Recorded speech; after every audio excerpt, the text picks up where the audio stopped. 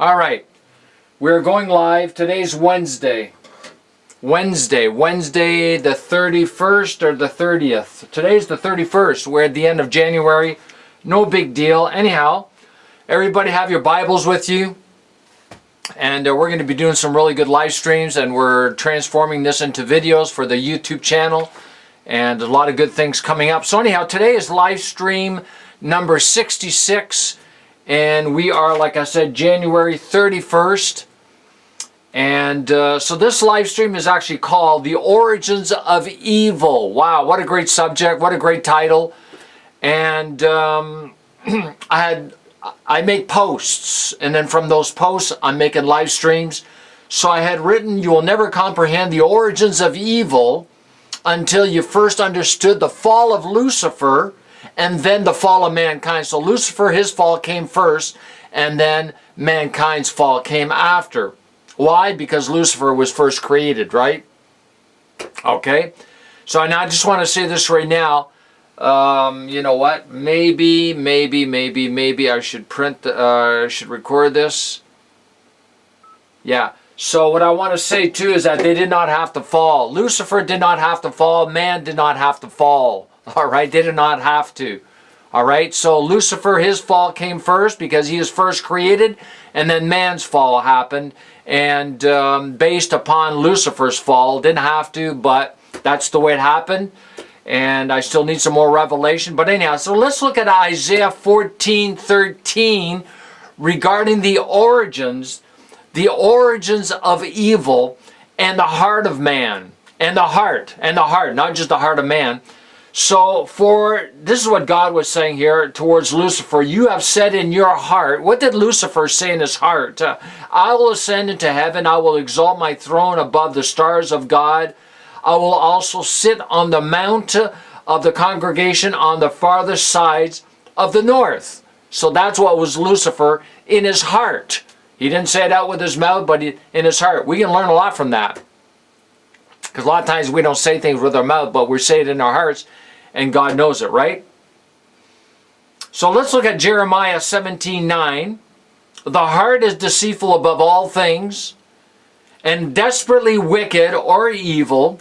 Who can know it? Who can know it? Right? So note, like I said previously, you will need to begin with Lucifer and his fall in order to fully understand the origins or the beginning of evil, since Lucifer was created before man was created. All right. So, a note here, this word origins, the word origin, because I use the word origin, the origins of evil, has for definition the point or place where something begins, arises, or is derived. All right. So that's the beginning of evil, is with Lucifer. But God did not create Lucifer in that condition. All right. Lucifer was created as a free moral agent, as man was. So this word evil in the Old Testament, it's Strong's number 7451. Definitions, bad, evil, but has other definitions used in different contexts throughout the Old Testament. And we got the disagreeable, malignant, unpleasant, giving pain, unhappiness, misery, unkind, vicious. What do we got today in this world? What do we got today? We have all of these things in the world today because of the origins of evil. All right? Because of the fall of Lucifer and the fall of man. All right. So let's look at Genesis 2:17 regarding evil. But of the tree of the knowledge of good and evil you shall not eat, for in the day that you eat of it, you shall surely die. You shall surely die. Guaranteed you're going to die if you eat from this tree. Note, I call this tree the tree of death because of what the word says. What happened when they ate from the tree, that tree? Well, let's read Romans 5:12. Romans 5:12. Therefore, just as through one man sin entered the world. Wow. Never had to. Didn't have to enter the world. All right. And death through sin, and thus death spread to all men because all sinned. When Adam sinned, we all sinned because we're in there. We're in his loins, right?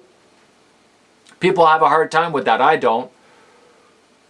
It was never God's will for man to sin. Never, ever, ever, ever. And then to die spiritually and then physically. Yet he did give man the choice to believe him, believe his word, what God said to Adam. All he had to do was believe him. You're going to die if you eat of this tree. Oh, well, I don't want to eat from it. I don't want to die, right? Or not believe him, his word. It was God's will for man to only know good and not know evil. Absolutely. Eating from the wrong tree is what led man to his death and to the death of mankind as we know it today. We have been and are still surrounded to this very day by evil, by death, sin, all these different things I read regarding the definition, misery, unhappiness. Yes, because of this, all right? So let's look at Genesis 6:5. Genesis 6:5. Then the Lord saw, what did he see? Then the Lord saw that the wickedness of man was great in the earth, and that every intent of the thoughts of his heart was only evil. There we go again. We've got the word evil with the word heart continually. So the intents of the thoughts of his heart were evil continually, habitually. Let's look at this. Reminds me of Ephesians 2 and 3, in which you once walked according to the course of this world, according to the prince of the power of the air, the spirit who now works in the sons of disobedience, among whom also we all once conducted ourselves in the lusts of our flesh, fulfilling the desires of the flesh, the old man, and of the mind, the unrenewed mind, and were by nature children of wrath, just as the others, as we were. That's why I always refer to my BC days, before Christ, before I got born again. Note, fallen Lucifer is called many things in the New Testament. He's called devil, he's called Satan, but also he's called the god of this world, 2 Corinthians 4:4, as well as the evil one. Wow.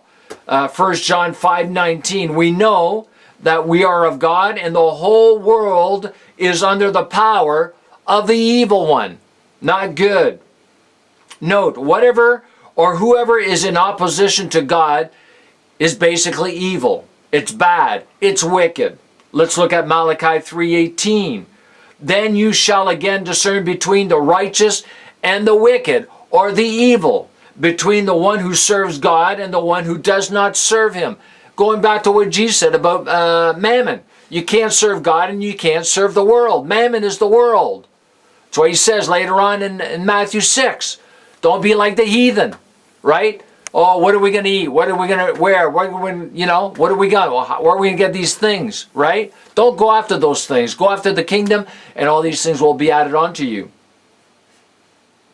2 Timothy 3:13, but evil men and impostors will grow worse and worse. Not good.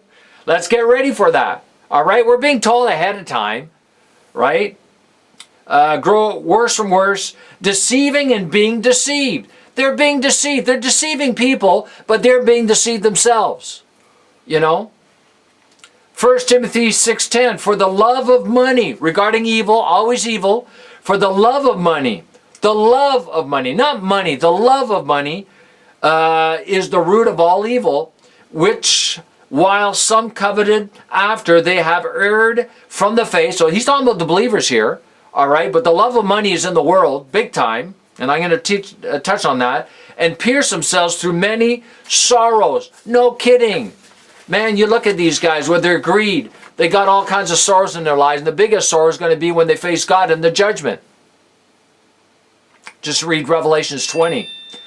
Most of the bad things done by human beings are done because there is money attached to it, meaning if there was no money involved, they would not be doing it. These people that are doing what they're doing, the drug cartels, the sex trade, all that stuff, they're doing it because there's money involved. If there's no money, they would not be doing it. All right? Just follow. You hear this often in the context of something that is illegal or done illegally.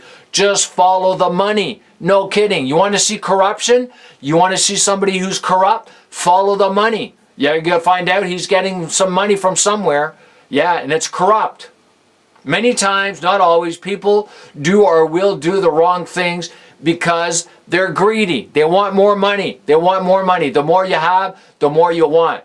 And that should not be like that. All right? Because we're supposed to use money for the kingdom.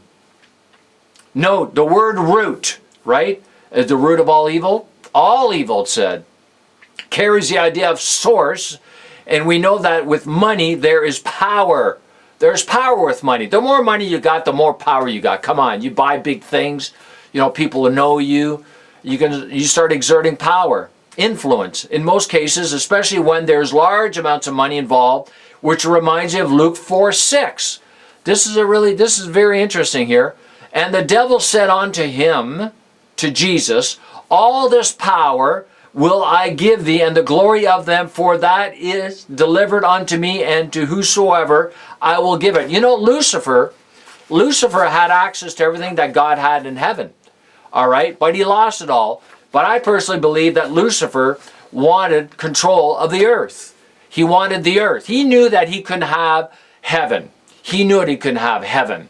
All right, so the next best thing was to have earth, to get control of the earth.